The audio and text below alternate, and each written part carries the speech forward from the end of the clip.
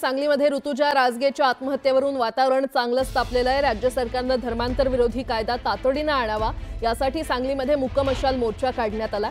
भाजप आमदार गोपीचंद पडळकर आणि माजी आमदार नितीन शिंदे यांच्या नेतृत्वात हा मशाल मोर्चा काढण्यात आला। तर धर्मांतरासाठी गावात येणाऱ्यांना ठोकून काढणाऱ्यांना भाजप आमदार गोपीचंद पडळकर यांनी बक्षीस जाहीर केले।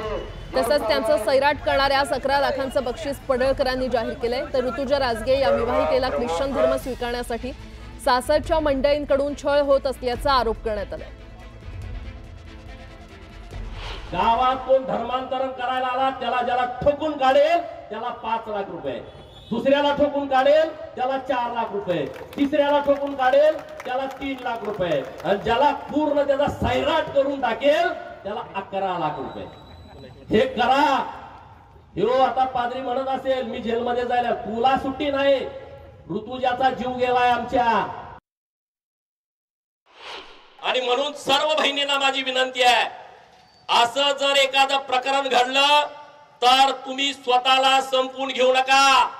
तुम्ही ते पादरी असतील, तिचे सासू सासरे नवरा असेल तर त्याच्या खांडोळ्या करा। तिथून पुढचं सगळं कोर्टाचं आणि वकिलाचं हा गोपीचंद पडळकर बघेल, त्याची तुम्ही चिंता करू नका। नाशिकमध्ये ठाकरेंच्या शिवसेनेला भाजपनं धक्का दिलाय। सुधाकर बडगुजर आणि बबन घोलप यांनी भाजपमध्ये पक्षप्रवेश केलाय। चंद्रशेखर बावनकुळे आणि गिरीश महाजनांच्या उपस्थितीत पक्षप्रवेश सोहळा संपन्न झाला। गिरीश महाजन खऱ्या अर्थानं संकटमोचक आहेत, संकट आलं की मार्ग काढतात। पक्षप्रवेशानं तर सुधाकर बडगुजरांनीही प्रतिक्रिया दिली आहे। बडगुजर आणि घोलप यांच्या प्रवेशानं भाजप पक्ष मजबूत झालाय। आगामी काळात मुख्यमंत्री फडणवीस अनेक संकल्प पूर्ण करणार असल्याचंही बावनकुळे म्हटलंय। विधानसभा उपाध्यक्ष राष्ट्रवादीचे आमदार अण्णा बनसोडे यांनी शरद पवार यांच्या विधानावर सावध प्रतिक्रिया दिली आहे। तर अजित पवार हे विकासासाठी भाजपसोबत गेल्याचं स्पष्ट करत त्यांचं नेतृत्व मान्य करणाऱ्यांचं इन्कमिंग सुरू झालं असून भविष्यात अनेक नेते पक्षात येणार असल्याचं देखील बनसोडे म्हटले। भुसावळ शहरातील अनेक भागांमध्ये 18 तासांपासून वीज पुरवठा खंडित झालाय आणि यामुळे नागरिक हैराण झालेत। वीज पुरवठा सुरळीत होण्यास आणखी काही तास लागण्याची शक्यता आहे। बीडच्या आष्टी तहसील कार्यालयासमोर बेमुदत उपोषण केलंय। गेल्या 6 महिन्यांपासून थकीत असलेले पैसे तातडीनं देण्याची मागणी करण्यात आली आहे। अशोक साळवे असं बेमुदत उपोषण करणाऱ्या व्यक्तीचं नाव आहे। सांगलीच्या कामगार आयुक्त कार्यालयामध्ये बांधकाम कामगारांनी विविध मागण्यांसाठी ठिय्या आंदोलन केलं। विविध प्रलंबित मागण्या तातडीनं पूर्ण करण्याची मागणी केली आहे। दरम्यान मागण्या पूर्ण होईपर्यंत आंदोलन सुरूच ठेवण्याचा इशारा देण्यात आलाय।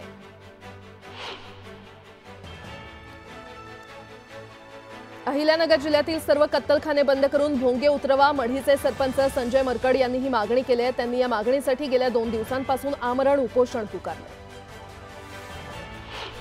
सांगलीत धर्मांतराला कंटाळलेल्या ऋतुजा राजगे हिच्या आत्महत्येच्या घटनेनंतर सांगली जिल्ह्यामध्ये संतापाची लाट उसळली आहे। त्यामुळे राज्य सरकारनं धर्मांतर विरोधी कायदा तातडीनं करून तो अंमलात आणावा अशी मागणी सांगलीमध्ये मुकमशाल मोर्चा करत काढण्यात आली।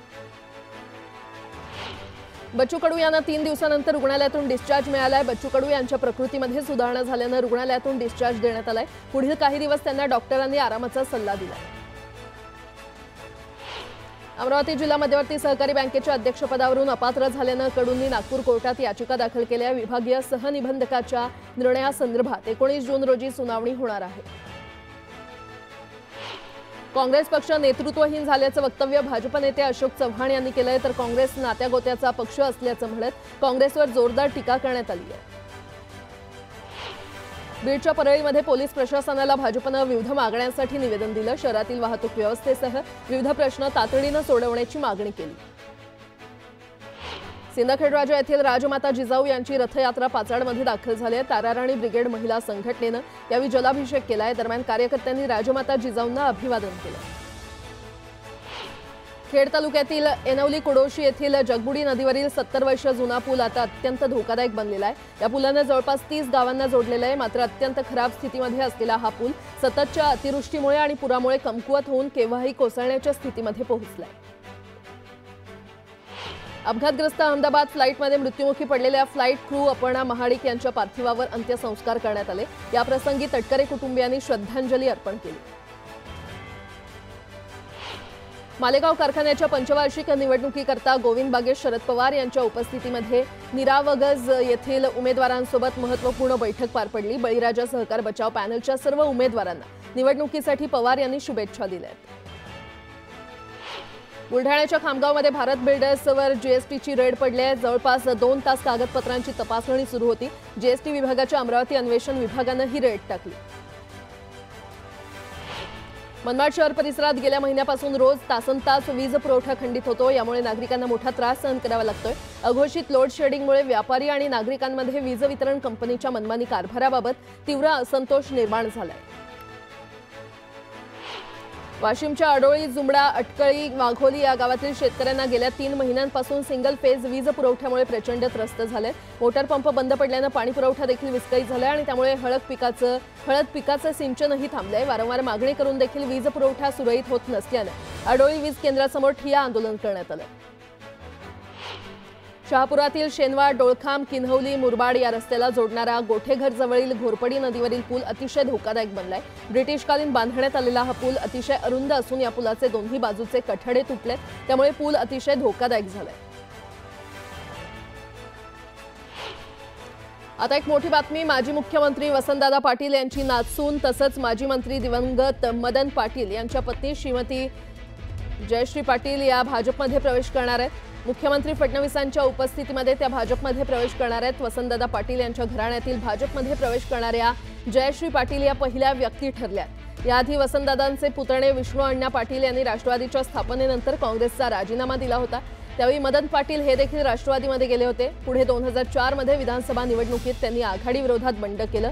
ते अपक्ष म्हणून निवडणूक जिंकले। त्यानंतर त्यांनी काँग्रेसचे सहयोगी सदस्यत्व स्वीकारलं। पुढे ते कॅबिनेट मंत्री देखील झाले। 2015-16 त्यांच्या निधनानंतर जयश्री पाटील यांनी त्यांच्या गटाचं नेतृत्व स्वीकारलं आणि गेल्या विधानसभा निवडणुकीत त्या अपक्ष लढत होत्या, त्यामुळे काँग्रेसनं त्यांच्यावर निलंबनाची कारवाई केली होती। जयश्री पाटील भाजपमध्ये प्रवेश करत आगामी पालिका जिल्हा परिषद निवडणुकांसाठी कार्यकर्त्यांना अधिक बळ मिळेल असा प्रयत्न केल्याचं चित्र आहे।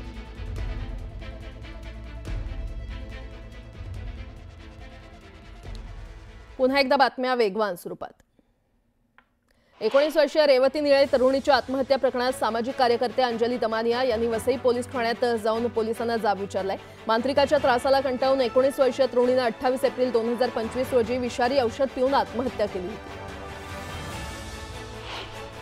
नागपुरात गर्दीचा फायदा घेऊन महिलांचे दागिने आणि पर्स लुटणाऱ्या महिलेला अटक करण्यात आली आहे। पोलीस या महिलांच्या टोळीचा शोध घेत आहेत।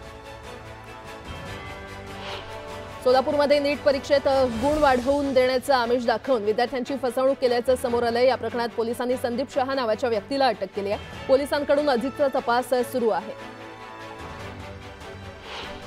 मावळ येथील पुलाच्या दुर्घटनेनंतर राज्यभरातील पर्यटन स्थळांवरील सुरक्षिततेचा प्रश्न ऐरणीवर आलाय आणि त्याचाच आता पालघरमधील प्रसिद्ध असलेल्या काळमांडवी धबधब्यावर देखील पर्यटकांना बंदी घालण्यात आल्याचं ग्रामपंचायतकडून जाहीर करण्यात आलंय। जवळच्या प्रसिद्ध असलेल्या काळमांडवी धबधब्यात गेल्या 3 वर्षात 9 जणांचा बुडून मृत्यू झालाय। आता एक मोठी बातमी। सांगलीमध्ये ऋतुजा राजगेच्या आत्महत्येवरून वातावरण चांगलंच तापलेलं आहे। राज्य सरकारनं धर्मांतर विरोधी कायदा तातडीनं आणावा यासाठी सांगलीमध्ये मुकमशाल मोर्चा काढण्यात आला। भाजप आमदार गोपीचंद पडळकर आणि माजी आमदार नितीन शिंदे यांच्या नेतृत्वात हा मशाल मोर्चा काढण्यात आला। तर धर्मांतरासाठी गावात येणाऱ्यांना ठोकून काढणाऱ्यांना भाजप आमदार गोपीचंद पडळकर यांनी बक्षीस जाहीर केले।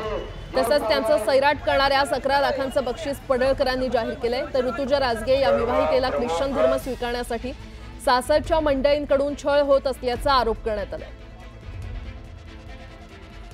गावात कोण धर्मांतरण करायला आला त्याला ज्याला ठोकून काढेल त्याला 5 लाख रुपये, दुसऱ्याला ठोकून काढेल त्याला 4 लाख रुपये, तिसऱ्याला ठोकून काढेल त्याला 3 लाख रुपये आणि ज्याला पूर्ण त्याचा सैराट करून टाकेल त्याला 11 लाख रुपये। हे करा। हो आता पादरी म्हणत असेल मी जेलमध्ये जायला, तुला सुट्टी नाही, ऋतुजाचा जीव गेलाय आमच्या। आणि म्हणून सर्व बहिणींना माझी विनंती आहे, असं जर एखादं प्रकरण घडलं तर तुम्ही स्वतःला संपून घेऊ नका। तुम्ही ते पादरी असतील, तिचे सासू सासरे नवरा असेल तर त्याच्या खांडोळ्या करा। तिथून पुढचं सगळं कोर्टाचं आणि वकिलाचं हा गोपीचंद पडळकर बघेल, त्याची तुम्ही चिंता करू नका।